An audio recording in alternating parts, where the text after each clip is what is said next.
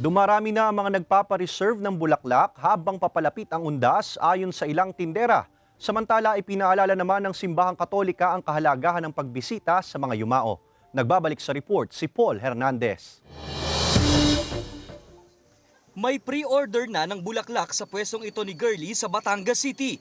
Karamihan sa November 1 ang pika para dalhin sa sementeryo. Mabenta ang mga naka-pre-arrange ng bulaklak na mabibili mula 150 pesos hanggang 1,500 pesos. Depende sa laki at klase ng flower arrangement. Nagpapareserve na rin po kami sa Dangwa, tapos naluwas din po kami para mamili doon po ng mga bulaklak. Pero paalala ng simbahan, hindi kailangan ng magarbong arrangement ng bulaklak para sa mga mahal sa buhay na yumao. Mas mahalaga pa rin daw na naalayan ng mga ito ng dasal sa mismo nilang himlayan. Ang maganda po yung simple lang, hindi ho pagarbuan, hindi palakihan.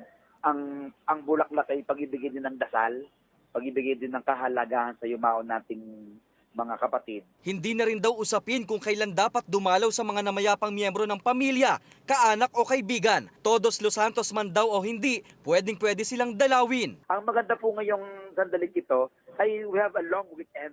Kaya sa ating grab nating opportunity na kahit po hindi November 1, November 2, kapag tayo nagkaroon ng pagkakataon, para hindi masyadong siksikan. Ipinapaalalang gawing taimtim ang pagbisita sa mga yumao, iwasan ang pagpapatugtog ng malakas at iwasang tapak-tapakan ng mga nicho. Sa huli, gaya ng ibang sagradong lugar, dapat din daw na magbigay galang sa mga yumaong nakahimlay sa sementeryo. Kasama si Kel Ravaca, Paul Hernandez, Balitang Southern Tagalog.